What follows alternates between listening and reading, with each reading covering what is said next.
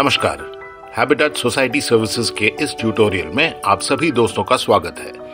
आपको याद दिला दूं कि ये ट्यूटोरियल सोसाइटी के सभी ऑफिस बेयरर्स, कमिटी मेंबर्स और सोसाइटी मैनेजर्स के लिए एक जरूरी लर्निंग और रेफरेंस टूल है, जिससे आप अपने डिसीजन मेकिंग और आपके सोसाइटी के डे टू डे फंक्शनिंग को एफिशिएंटली पूरा कर पाएंगे।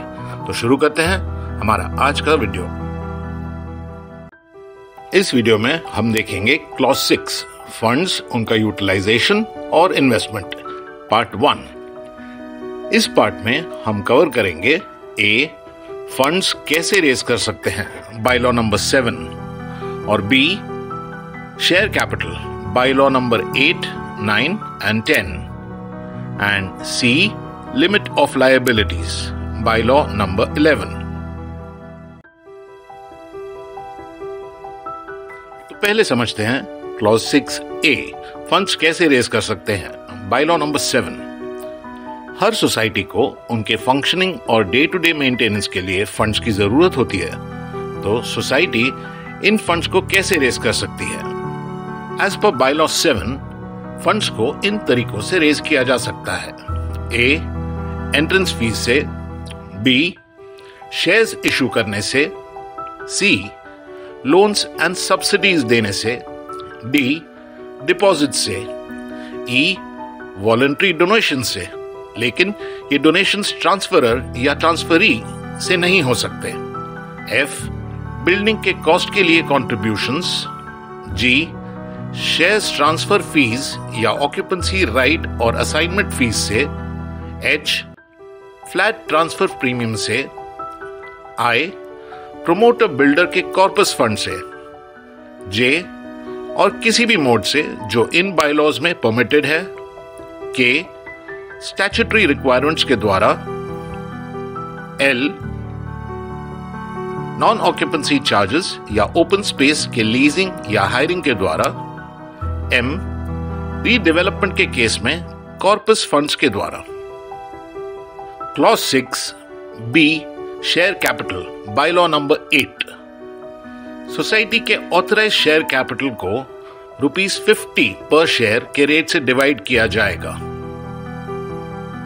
Clause 6B, share capital by law number 9।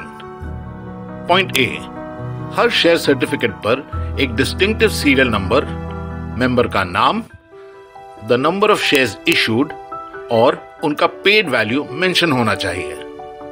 Society को हर मेंबर को उनके सब्सक्राइब शेयर्स के लिए अलॉटमेंट के 6 महीने के अंदर शेयर सर्टिफिकेट्स इशू करने होंगे।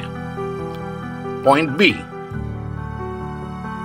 डुप्लीकेट शेयर सर्टिफिकेट के लिए अप्लाई करने पर कमिटी अपने मेंबर्स को एक डुप्लीकेट मार्क किया हुआ शेयर सर्टिफिकेट इशू करेगी। ऐसे एप्लीकेशन के साथ नीचे दिए हुए डॉक्यूमेंट्स भी होने जरूरी हैं। एक, अगर शेयर सर्टिफिकेट लॉस्ट है या गुम है तो पुलिस कंप्लेन की कॉपी और लॉस्ट मेंशन किया हुआ एफिडेविट। 2, अगर शेयर सर्टिफिकेट फट गया है या गंदा हो गया है तो ऐसा मेंशन किया हुआ एक एफिडेविट साथ में लगाना होगा। Clause 6B, share capital by law number 10। Her share certificate पर सोसाइटी का सील होगा और चेयरमैन, सेक्रेटरी और कमिटी के कम से कम एक मेंबर का ऑथराइज सिग्नेचर होना चाहिए। यह सर्टिफिकेट सोसाइटी के सेक्रेटरी द्वारा इशू किया जाएगा।